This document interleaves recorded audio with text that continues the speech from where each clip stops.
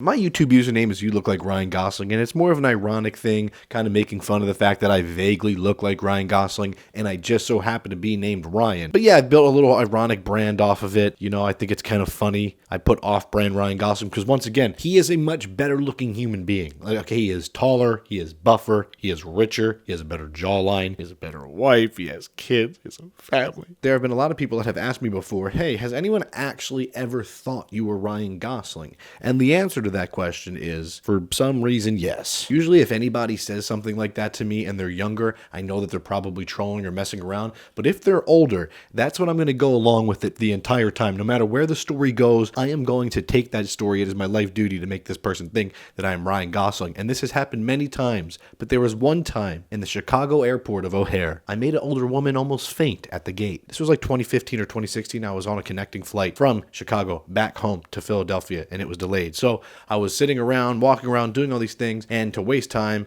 I think I went and got like Dunkin' Donuts, and a younger girl recognized me for me and took a photo. And then there was an older lady. She was probably maybe late 60s, sitting across at the gate in front of the Dunkin' Donuts. So she saw that happen, and then she called me over in a very nice way. She said, "Excuse me," and then she said, "Are you by chance an actor?"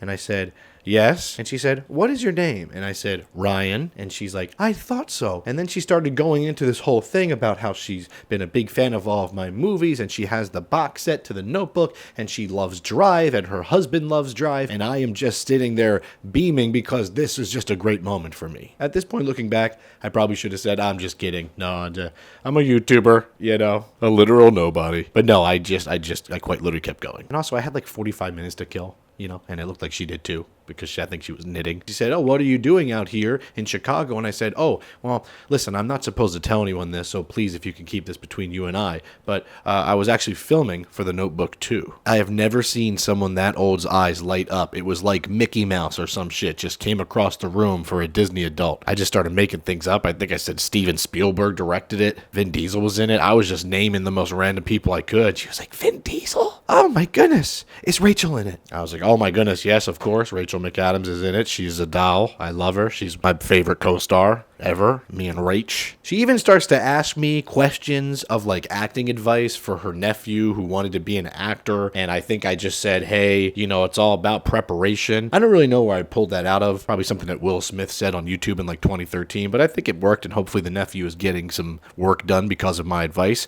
as fake Ryan Gosling. Also, her name was Susan. It just came to me in the middle of the video. So, Susan, hey. Now, the reason why I'm telling you this story is because somewhere out there, Susan thinks this movie is coming out next year. Because when this was going down and she asked when was the movie going to come out, I just thought of a random number and I said 2023. And she said, "Wow, that is a long time." And I think I said something like, "Oh, you know how the effects are these days. The editing process is grueling." Like Ryan Gosling is there editing his movies, like in Final Cut. Like, yep, nope, I need another Ken Burns to throw in there. So hopefully there is an actual Notebook 2 coming out that actually drops next year, surprisingly, because then somewhere out there, Susan would really be able to sell that story and people would finally believe her. When in reality, I mean, she really just met a YouTuber who just filmed a video of him testing girl products. So, quite the downgrade.